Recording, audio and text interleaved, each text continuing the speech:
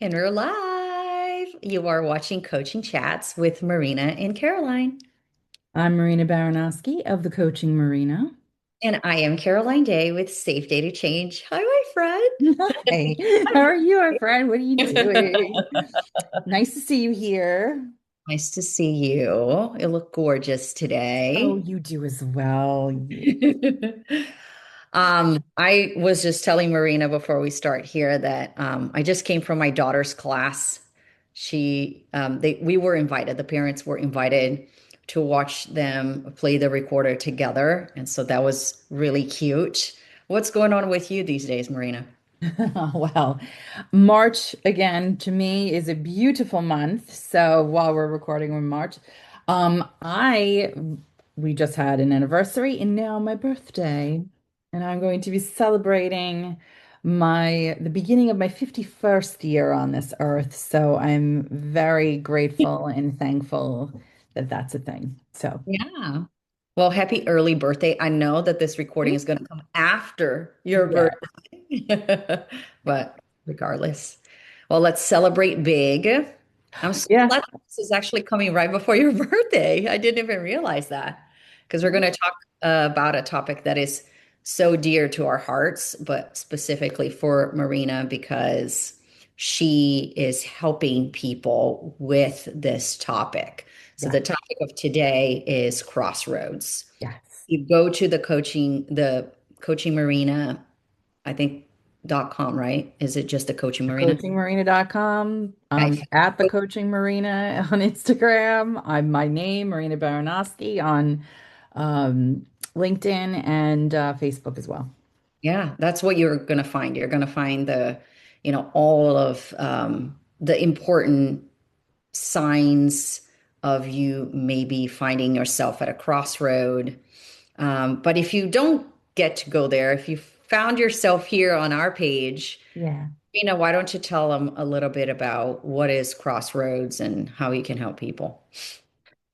Most people use the term crossroad when they're describing a very large event. They have to make a decision about a relationship or make a decision about a job or make a decision about maybe getting married, or, something larger decision. But what I find is that these crossroad moments start way, way, way before that. Mm, There is a gentle nudging, maybe an intuitive hint here and there that either something is just not right, even though you've created this life that you think you wanted, and now you're here and you go, I don't, it just doesn't feel aligned. It just doesn't feel right.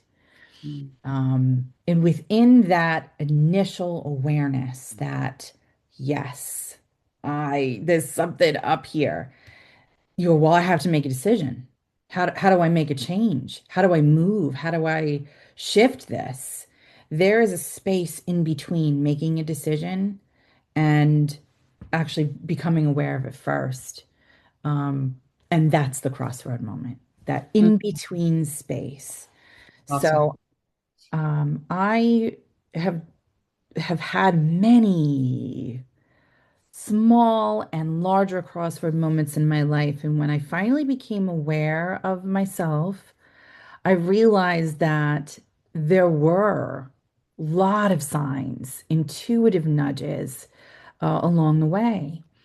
And one that I can tell you about that was what seemed so large in my head as something that really stuck with me was pretty late into my first marriage. I remember sitting on my bed and my spouse at the time was sleeping next to me. And I remember looking around my bedroom and then looking at him and going, I don't know this. I don't know him. I don't know what I'm doing here. Like something is just so off. I don't know anything anymore. And that feeling was my first awareness that I have been performing for ever. It must have felt forever that I was like, you know what? I need to do something. Here is that crossroad moment that I'm talking about. It was my initial sign that there's something that needs to be addressed. It was my first signal. Yeah. Wow, that is heavy. Wow, thanks for sharing that. So, Yeah. do you remember during your marriage, like what it was it after a fight, or was No, it there was no fight? no fight. Was it like on a weekend, or was it in the middle of the day? Like, No. how did that occur to you? And that's the thing. These crossroad moments don't come loudly. They'll Mm. come very, very just quietly. Quiet nudges here and there, like, oh gosh, this just isn't right.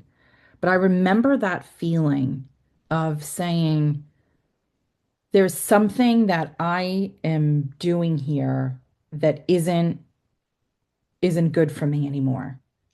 Or it may have been something that I wanted to create because I thought that it was going to be something, the assumption that I would have happiness or the assumption that I would have peace within that moment.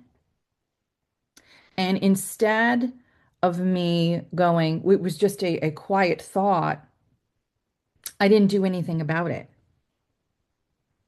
at that time. After you had that I thought. didn't do anything about it. It just became something that lived in the back of my brain as I know something's wrong. And I sat there for another 4 years like that. Wow. So these crossroad moments may not be fleeting. They may not be very short. It may sit with you in inactivity for years because you just don't know what to do. You don't What know is, how to fix it. wow. Thank you for sharing this because I feel like this could hit a note somewhere Yeah. for somebody, right? So when you do feel like that, what are the feelings specifically that you could maybe recall with Yeah. saying that? Yeah. In the initial, like I said, it's an initial like discomfort. It's like you feel it in your body. You feel it like for me, I collect it in my chest and my throat. So I'll feel tightness here. I didn't know that that was the case then, but now I know when I'm feeling misalignment, this is where I feel it. And maybe in your head, you may have a headache. It may come out in other symptoms, Mm. but generally it starts on a physical. After you have this awareness, it starts on a physical. And then what happens is there's almost like a double downing. I think that's kind of like what I did. There was this double downing of, well, I already made this decision that I wanted my life to go in this direction. I need to be grateful. I need Mm, to be grateful. Look at all this hard work I put into this. That I needed to be grateful. I needed to be, and lean into these decisions that I made when I was in my 20s and now I'm in my 30s.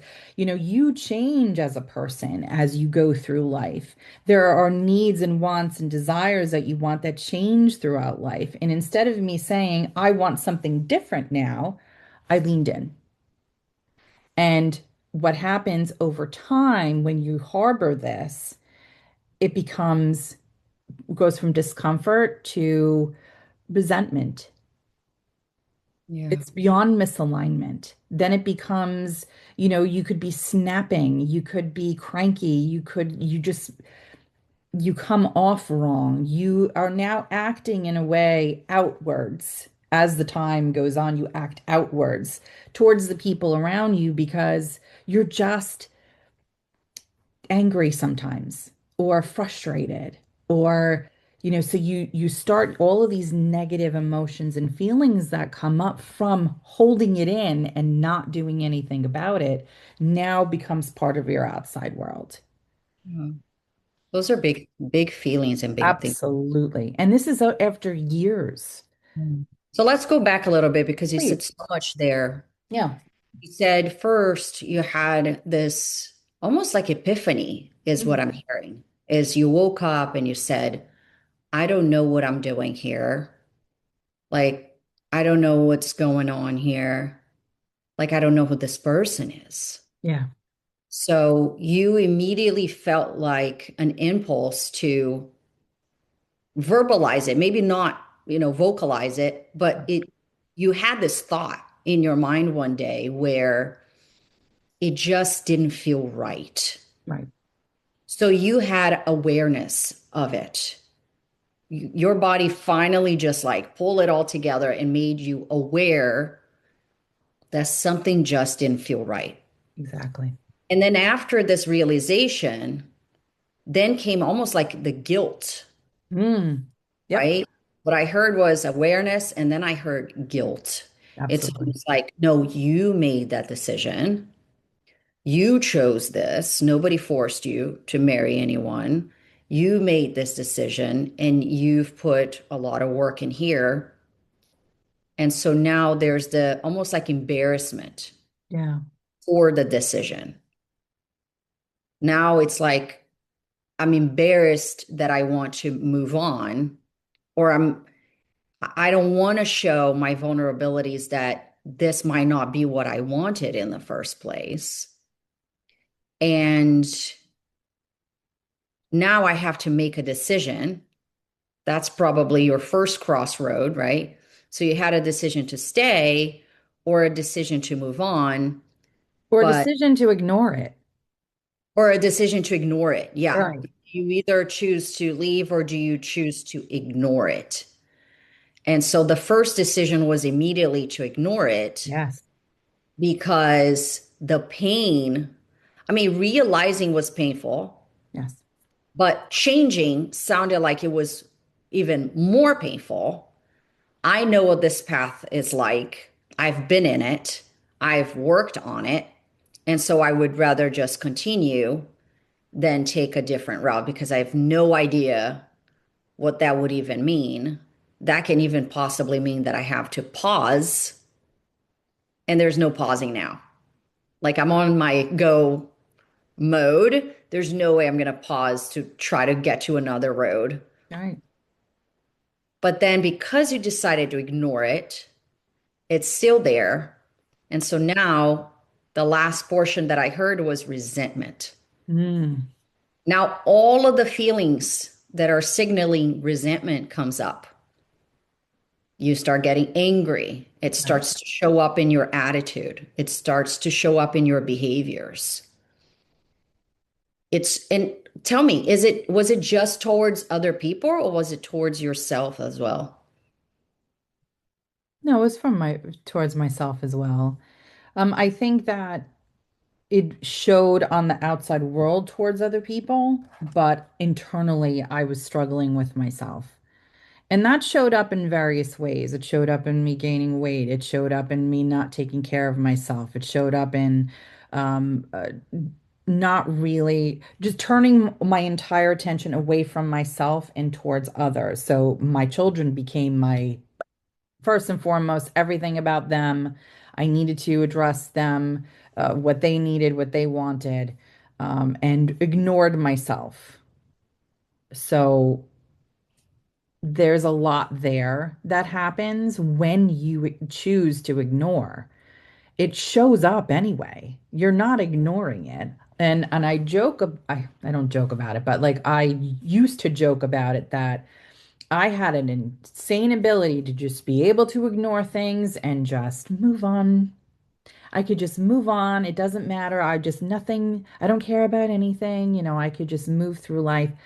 And that was one of the largest lies that I told myself because it still lived there. Mhm. It manifested in other ways. It manifested in my anger. But it changed who I was, my personality. It changed how I operated. It changed how I was to my spouse, my children, my family, how I reacted to my coworkers, how I reacted to customers, how I react like it literally seeped through everything. My resentment towards my personal life and how I felt literally seeped through everything. Mm. That's huge. So, were you able to tell anyone? Did you ever confide it in anyone about this? And I'm thank you for bringing that up because for the most part, like you said, there was an embarrassment. I felt guilty about it. I felt like I should feel a certain way and I don't. So for me to talk about it, it was like it shall not be named. Mhm. So no, I did not have anyone that I spoke to. My closest friends, I didn't speak to about it. Friends, family, nobody. Because what I felt, even if I wanted to, or even if I hinted towards it, it would always be met with something that looked like, I don't understand. Everything looks okay. What do you mean? Why would you think that? Things like that, statements like that. And I'm like, all right, obviously they don't have an understanding of what's happening. So I just chose to keep it in. And this is where I find my space is important because you need to have and release this somehow. You need to be able to go through what you're feeling, why you're feeling it, and how it shows up. And become first is the awareness, obviously, but there's also the accounting. You need to take a look at it, the auditing of it all. What has it done to you? And I didn't have that. I didn't have that. And that's why I spent as many years as I did sitting in that same soup. That must have felt horrible. I'm so sorry you went through No. that. I don't wish that on anyone. I'm grateful for it. I'm Yeah. grateful for it because it taught me so much. And it is the culmination of who I am today because of it. And I don't think of it in a bad way anymore. It used to be my pain, and now it's part of my armor. So I'm very grateful for it. Yeah. But if you had had an opportunity to talk to somebody, Yeah. got the help then, how do you think that that would change? That would have changed for you? It wouldn't have been about leaving my marriage, or it would have been about being and understanding what I was feeling and why I was feeling it. And maybe being able to learn how to regulate myself. Maybe it was about regulating my nervous system. Maybe it was about, just finding a way to become peaceful within myself. It could be small shifts. It may not have to be a large thing. You may not have been that, but I think that if I had someone to guide me and walk me through what I was feeling and possibly reasons why I would feel that, maybe having an explanation as this could be the possibility as to why you might be feeling this right now. Changing my perspective of it instead of it being like, I feel so awful right now and Mhm. I can't move or change or do anything.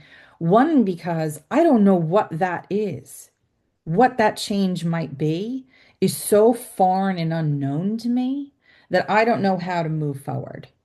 So maybe having someone, and actually, maybe I know that if I had someone, I might have been able to curate my own steps forward instead of being dragged by life like I was. That's beautiful. Yeah, and that's a beautiful realization. And that's why we're here, because it's so hard. You're right. There's so many feelings. You said earlier you anticipated that even if you were to open to somebody, people would feel confused. Talk a little bit about that. So what does that mean? So you felt like on the outside, your marriage looked Oh, just sure. good and, like good enough that people wouldn't believe you? Like, how does that? What did that You know, look I like? mean, I had a marriage that we had the house, the children, we had a life that looked from the outside or on paper, it looked great. It looked fantastic. And people would come over to our house and compliment, and it was something that they would aspire to. We were the couple that people wanted to, aspire to. And I felt a comfort in that initially, but it wasn't real. It was performance. It was something that I created for that very thing, for acceptance and for admiration and love of what? Like what was I really trying to do? So at that time, I didn't realize what I was doing. What do you think was missing then?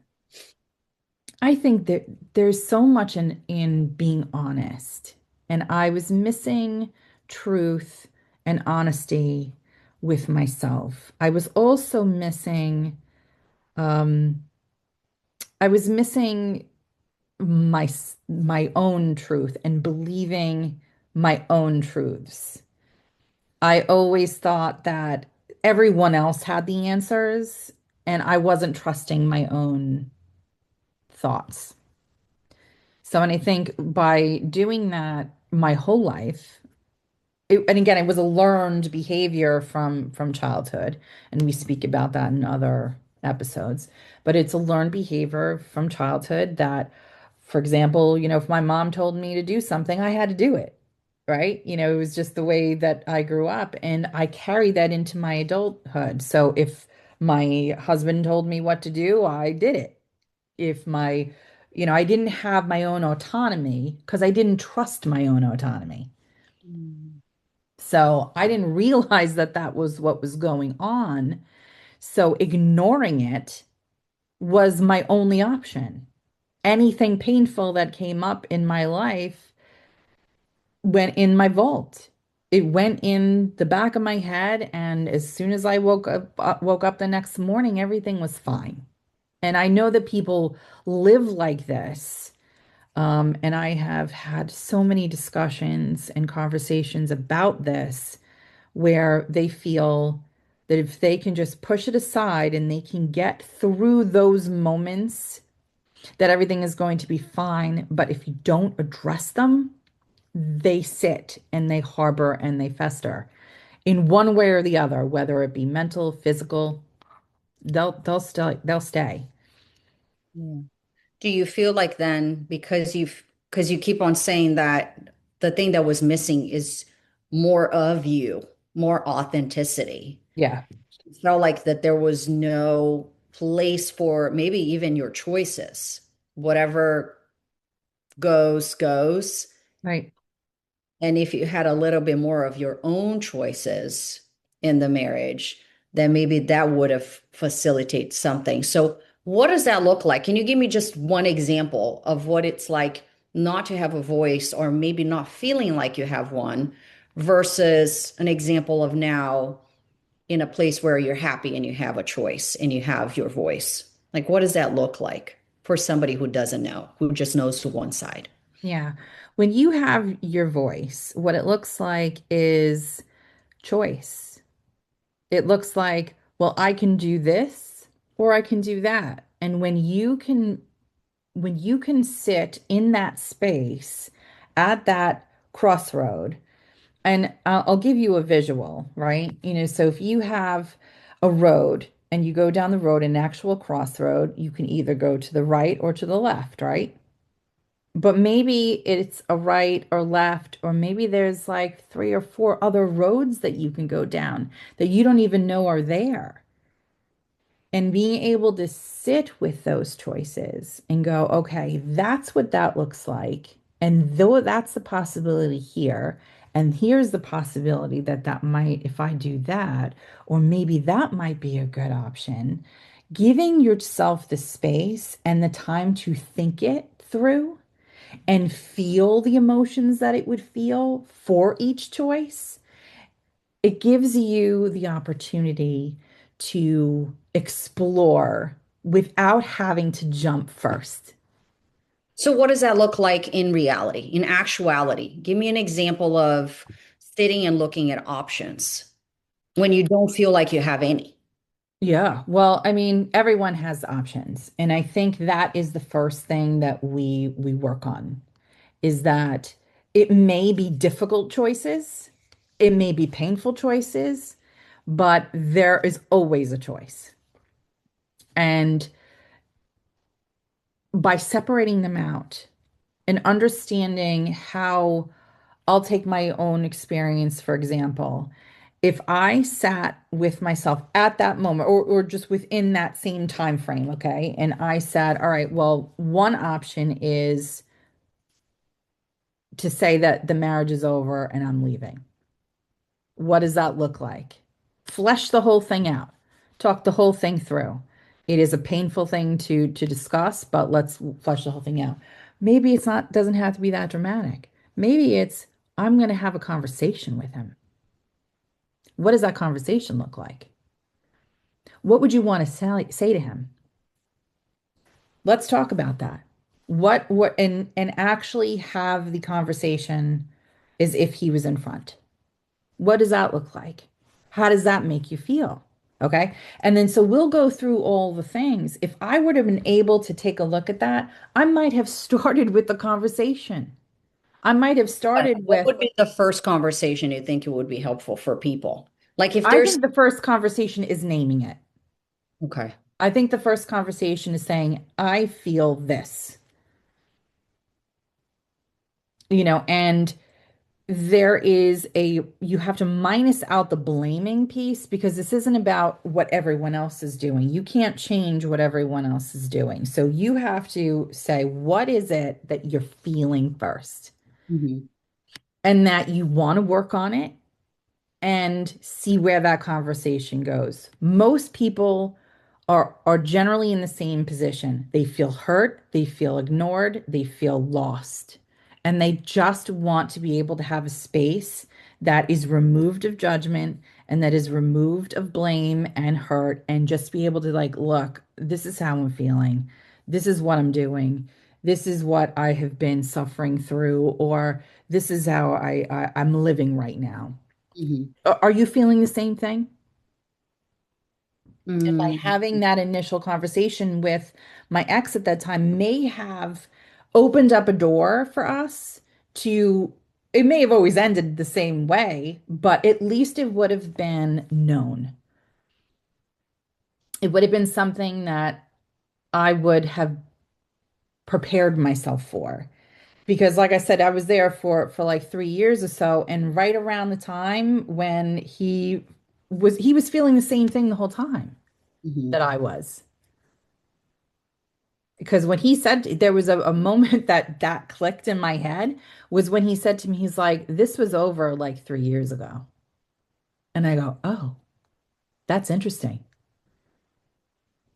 So we were having the same feelings and we just never got to the table to talk about it. So this is just one example of what I'm saying. But when you're dealing with a crossroad moment, it is a signal and a sign that something small or large, needs to be done. And that generally the first step is sitting with it, Yeah, when you pausing. say done, it's not necessarily, it's just addressed, right? Right, right. Something needs to be taken care of, Something right? needs to be addressed. When I mean this, something needs to be done with Yeah, about it. yeah. Something needs to be done about it. So it's right. It's like Dr. Gabor Mate. He Love says, him. if there is a stressor, no, if there's a tension, it needs attention. Thank you. Yes. If I there's a appreciate you tension, bringing that. it Yes. needs attention. Hmm. So I think that is beautiful. And thank you for being so vulnerable today. This is so beautiful. I feel like this type of conversation helps so many people because I hope that's so. when people listen in and go, I can relate in some way. How do I Right. do? And so let's go back to that very first moment where you woke up and you said, I don't know where I am. I don't know what this is. So if you were to go back, or if anybody were to go back, maybe they woke up today and thought that, right? And then what I heard from you was to address it, right? Like I have this feeling and maybe having a conversation with somebody about having this feeling. I have this feeling. Do you feel the same way? If it's related to another person, Right. right? Um, and so what do you think is important to share? Because also heard you saying it's There's not a about, lot before that conversation that happens. okay, So, go ahead. Explain so that. right. So when you have this feeling, the best thing to do is to not ignore it. I think that it is something that you need to sit with and understand what it's trying to tell you. So in my case, if I were to sit with it, the indication of I don't know what's going on in my life, or I don't recognize anything around me, or I don't recognize the person that is sleeping next to me anymore is an indication of a few things. For me, it was my relationship with my ex-spouse was not the same anymore. And things have changed. And I need to think about what I want to do with that information. Each one of us is very different in how we want to move it. Same thing with my house. Maybe there's something about my house that I was having problems with. Maybe it just didn't feel right to me anymore. Maybe it was, it could be the location of where my bed was. Maybe I wanted to be closer to the window. I'm like, everything needs to be as minute as possible, is to be granular about what are you feeling? Are you feeling uncomfortable? Are you feeling sad? Are you feeling a nudging that there's something that isn't right here, and I think that if I move over here, that might make me feel a little better. This is a self-addressing. This isn't a matter of like doing some with someone else. This is a self-addressing, sit with it, pause. Okay. That's where Because that is the first absolute step. yeah, because people like when you say sit and pause, people, a lot of people don't know what to do with that, and Yeah. also not because they can't, it's because they haven't. They don't know what that's like. Yeah. People that are on the go, go, go for a long time in their lives, they don't know how to just stop and pause and ask the questions. Maybe they're not the type. Maybe their families are not the type. Maybe they never heard of somebody sitting and pausing. And what does that mean? When they do sit and pause, they don't find any answers. They don't know what that's like. It's Right. completely unknown to Right. them. Right. Think that's why it's so important for us to have this conversation right now is that I feel like you've been in that situation. I've been in that situation. Many of our clients have been in that situation Absolutely. where they find themselves not knowing what to do next. Even if they hear somebody saying, sit with it, pause, they don't know what to do with the silence. They don't know how to handle the silence. And so when you say pause and ask these questions, what I heard from you is just um, vocalize or verbalize or journal exactly what you're feeling. Right. This sit and pause is really recognize what are the feelings that are coming up. Exactly. Recognize what are you upset about. Be Yeah. specific about what you're upset about.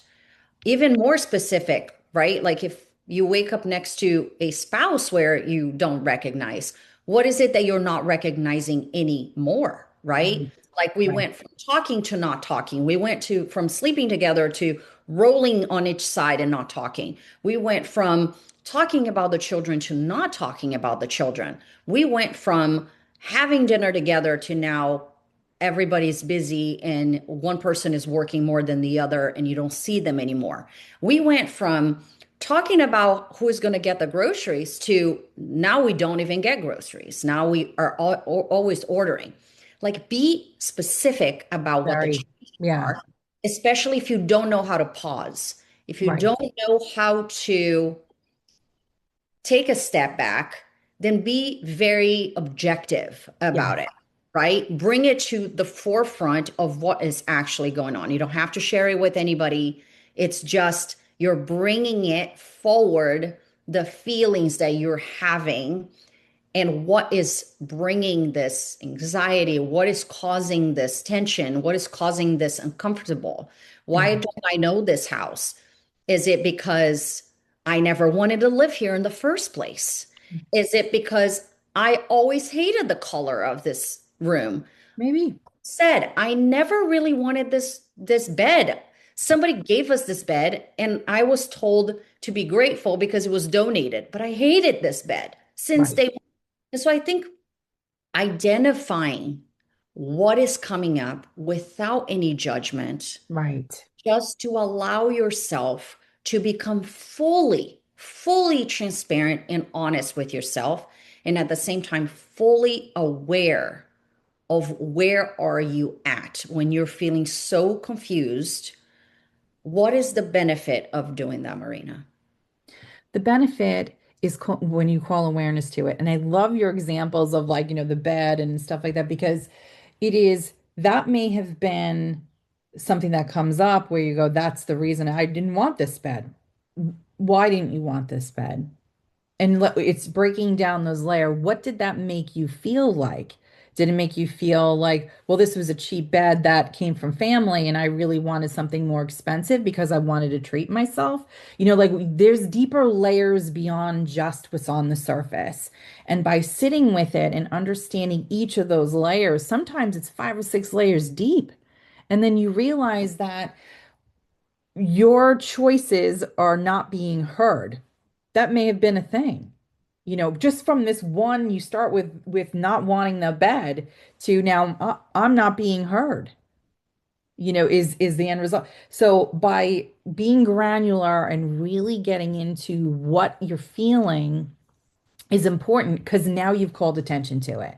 Now your nervous system goes, okay, I don't have to hold it in anymore. Now I can work on this.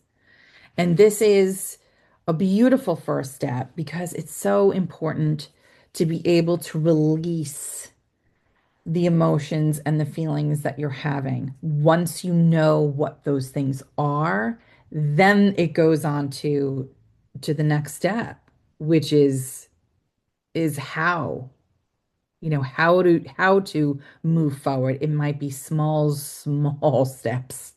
And that's generally what they are, very, very small steps, how to move forward, how to change your perspective on things. And so that's like the biggest piece of sitting in that pause. And when I mean in the pause, some people like journaling, some people like meditating, some people like walking, some people like cooking, and just having the simple action of working with your hands might be a place where you can do some thinking. Each one of us has our way of pausing. I don't recommend scrolling. I don't recommend, locking yourself in the bathroom. I don't, and, just sitting there but what I do recommend is carving out a few minutes a day at first, especially if this is new to you and it's a practice. You have to learn how to sit with yourself in that uncomfortability and to be able to push past it. It may start off as 3 minutes where you can sit there and just think, but it's super uncomfortable to even think about any of those things. And then you can wait another day and you can try 5 minutes. And then when you start sitting with it longer and longer, your body is like, okay, I'm safe to do this. It's safe for me to think about these things. And I can start to feel these things because it's a fact-finding mission. I'm trying to find these things and I'm giving myself those moments. That's beautiful. Yeah, and I totally praise the people that can do that. I'm Yes, talking on myself and a few clients that I can think of is that that's not the reality for some of us. right. So for some people it's really like easy to sit down like I said and maybe even meditate and do other things. And some people they need a lot of guidance before they get into that place because they don't know how. I Right. was like that. So, and I can only speak on like for myself and the experiences that I've had.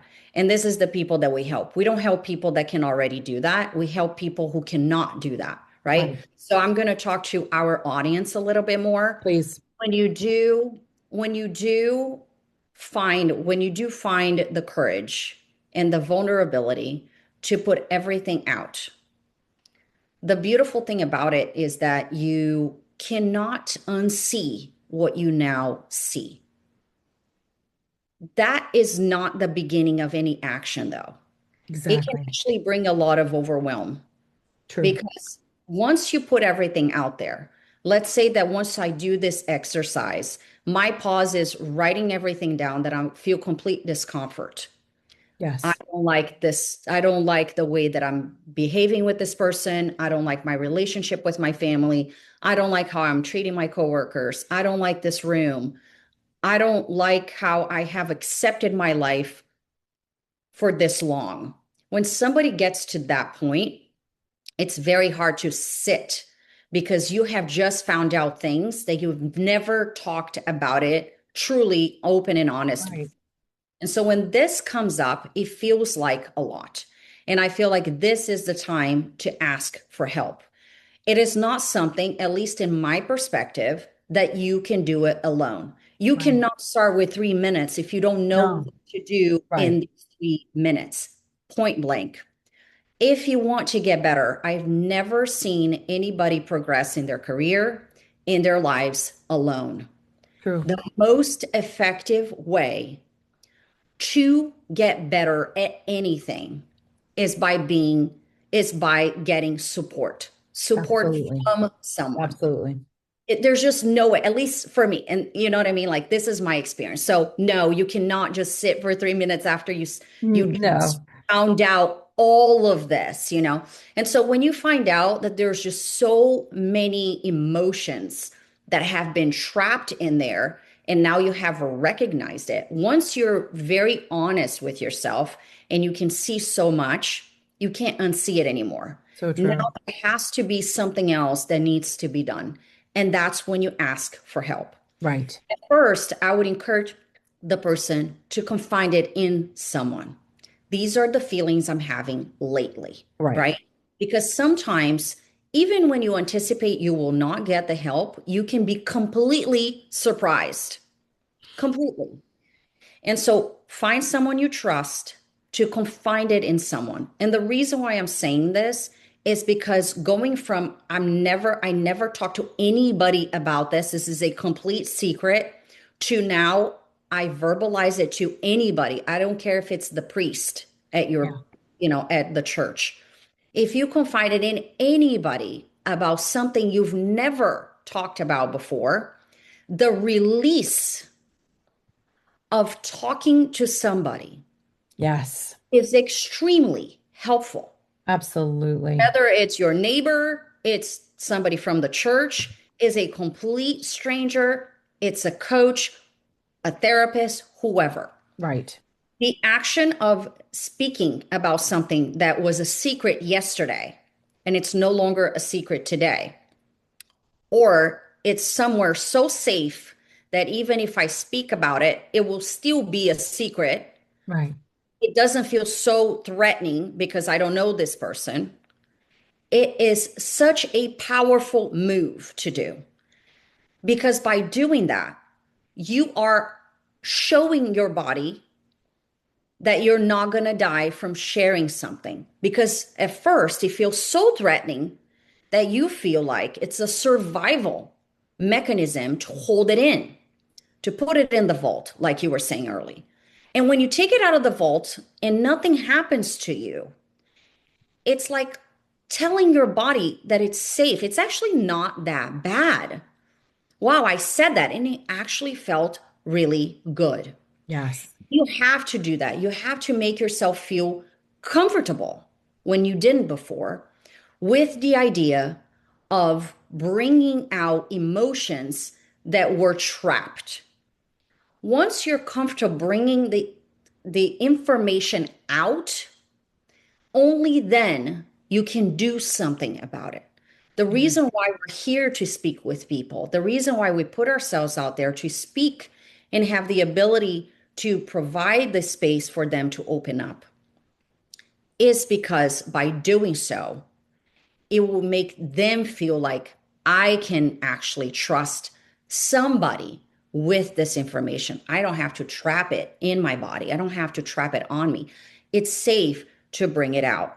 Once it's safe to bring it out, then you get with the idea that it's also safe to handle it, to do something, because you can't do Self-trust. anything Yeah. while it's in the vault. While it's in the vault, nothing is done. While it's in front of you with other people, maybe you can't do anything about it either.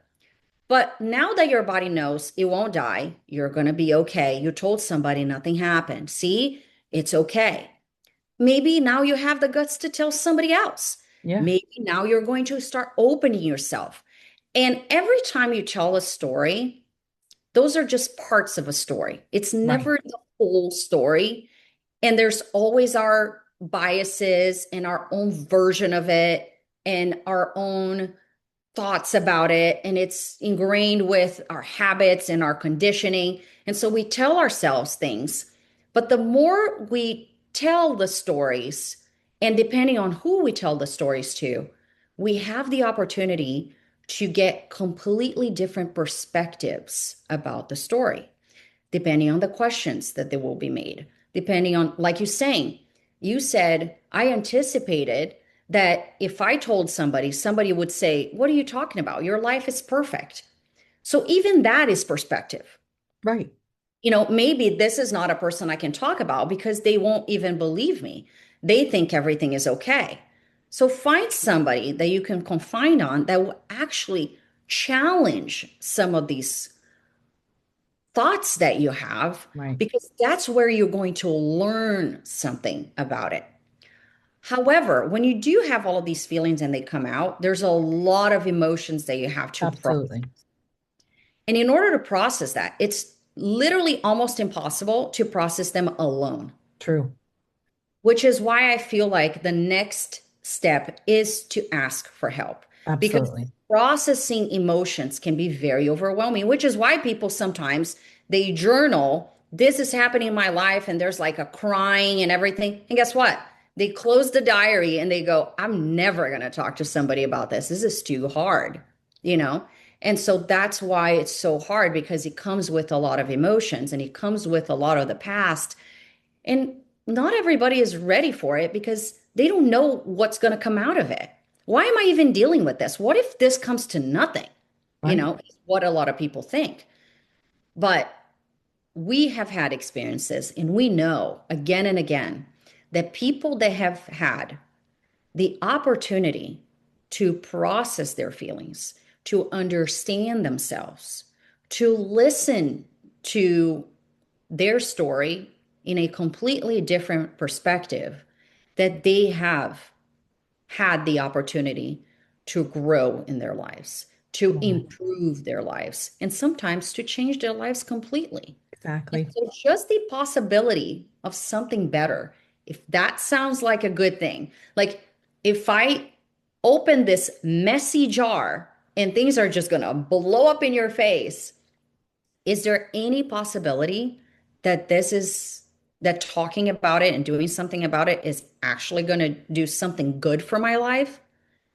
If that's your answer, if the answer is yes, then a coach will totally help you arrange the mess, sort it out, Yes. help you understand how to go one way versus the other. Like you said, they're going to open the possibilities and say, what are the paths? Yeah. Which paths do you have in front of you? Exactly. What feels good to you right now? And it doesn't matter if it's right or wrong, because you can always come back and choose another path. But what is the possibility right now? Now you have opened yourself all of these crossroads. And what a beautiful thing to have options. Absolutely. And now, how do you go about it? And so, in order to get there, I feel like it's almost impossible to do it alone, I agree. right? What are No, your absolutely.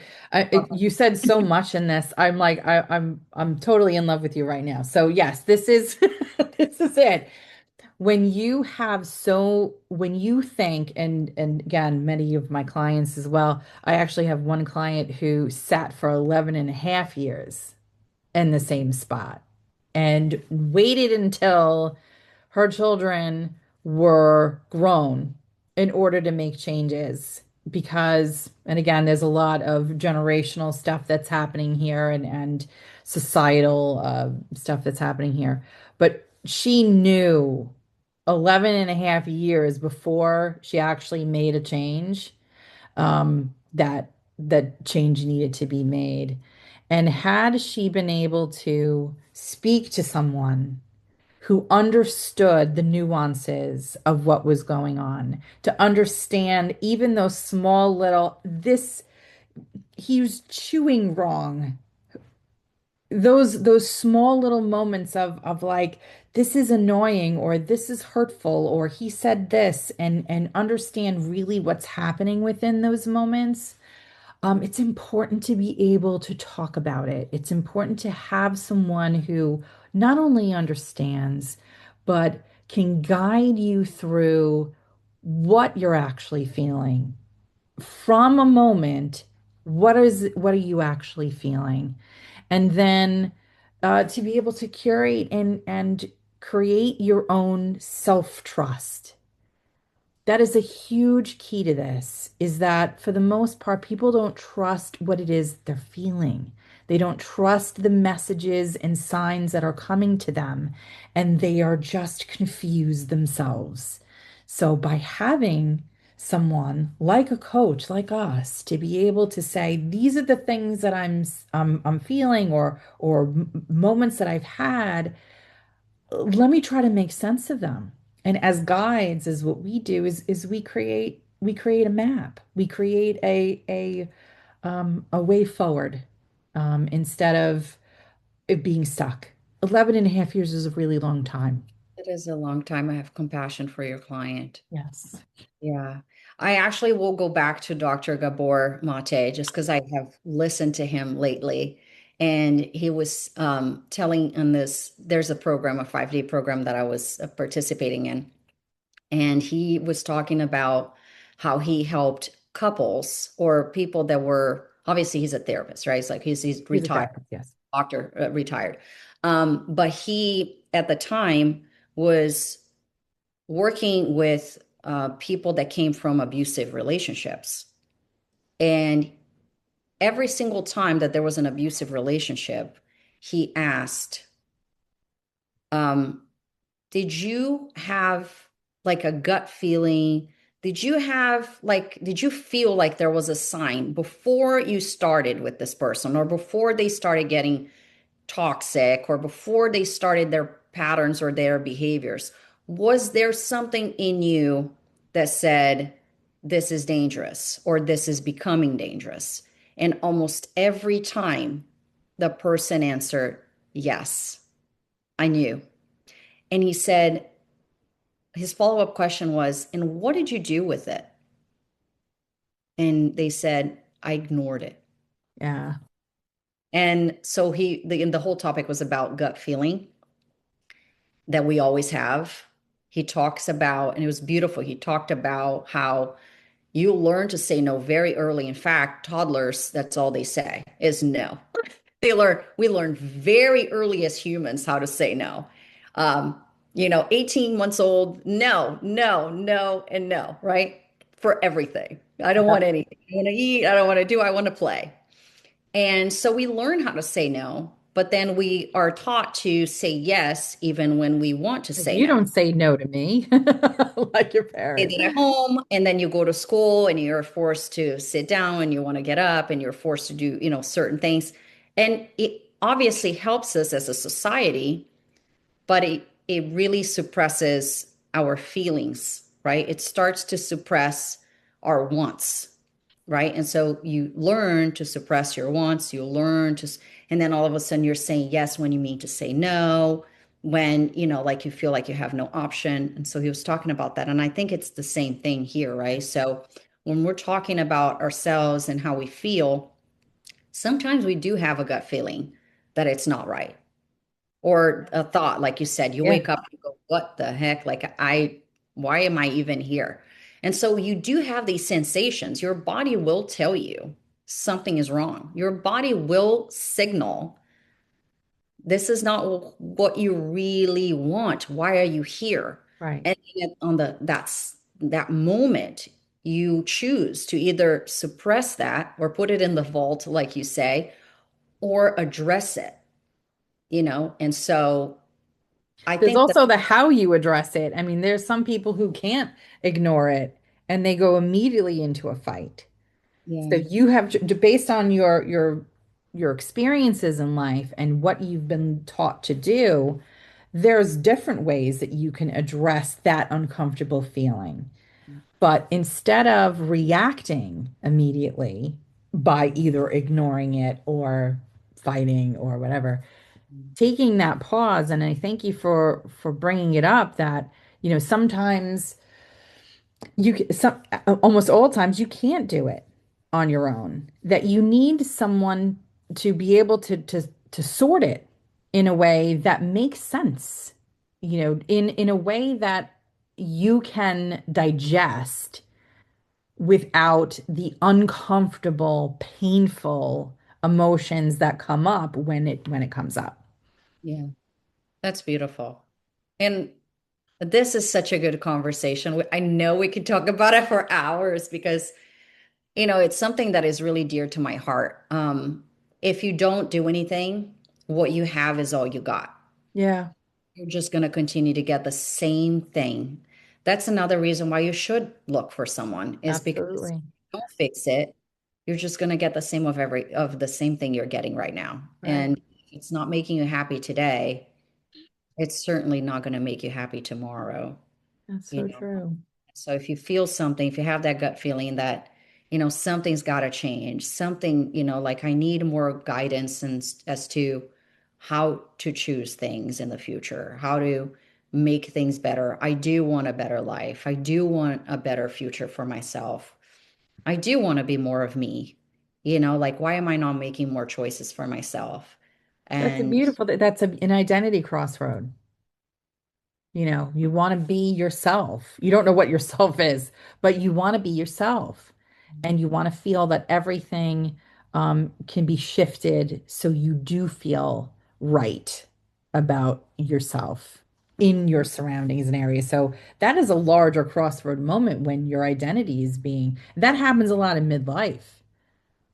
That was definitely something, I started my coaching career with midlife, and that is one of the major issues was that I was a mom. I was, you're no, always I'm on. not.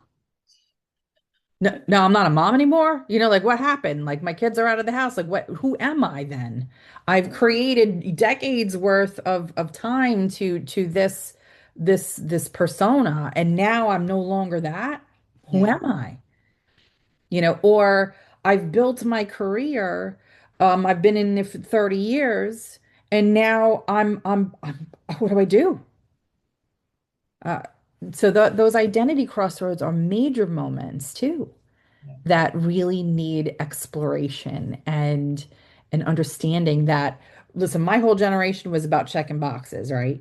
It was like, okay, you got married, you had the house, the kids, all right, how to do all this, have the career, the vacations, so you had all of these boxes that you needed to check. But when I was going through it and my clients were going through it, they thought that this is just what we do because this is what we're told the equal of success is, or the equal of happiness is that. But when it's not, then you start questioning your own thing. And this is where that identity crossroad comes in. So I go into that too. Yeah. So what can you say today about Crossroads to like close it out? What's one important message that people need to learn? I think what they need to know is that it isn't loud. The crossroad moment for you is a whisper, and that they need to pay attention to what is calling to them. Mhm. What feeling, what moment, something is calling to you to be addressed. And in those crossroad moments, talk it out, sit with it, pause with it, find a coach, find a therapist, find someone that you could walk it through with. That's beautiful. Yeah, I'd also say that it shows up in patterns. For me, it showed up in patterns. It wasn't that quiet. It was really loud. Yeah, And it shows could up in be. patterns. When you are in situations and it's repetitive, you end up with the same type of person. You end up with Oh, right. Yes, thank you. over. Yep. You end up with the same type of relationships. Those are like things that, if it keeps on happening, I get the same rude comments again and again, or whatever pattern it is. I think that that's also a signal. And sometimes Yeah. people see it as signal. They just say, this always happens to me. I don't know why. Like I always end up with the same toxic relationship, Yes, and they don't really investigate because they just think, oh, it's a pattern or it's just who I am. We talked about this last time. But those are also huge signals. Like you said, it's not super loud, but sometimes it is loud and it happens again and again. And maybe you're continue to ignore because there's something else in there. exactly. The more you ignore it, the harder it is for you to do it alone. Because Absolutely. now, that pattern has been, over and over and over reconditioned, not only yourself, but your body. It makes it Absolutely. very, very hard for you to get out of it. So you definitely need support, if anything, So if you can identify, either this voice, your gut feeling, or patterns in your life that requires you to address it in order for you to have a better life, for you to have a different outcome, then this is the place to have a coaching chat. Yes, So that's what I'll leave you all with. But I great. love that. Thank you so much. Yeah, thank you. This was great. Thank you so much for being so open and You're vulnerable very today. welcome. Anytime. I feel like a lot of people can learn from your stories and can learn from your coaching. You are a beautiful human being, and I'm so glad that you're doing this. Oh, thank you. You're the beautiful human being. I appreciate you immensely, and thank you for allowing me the time to talk about this with you. Yeah. All right. We'll see you guys next time. Bye.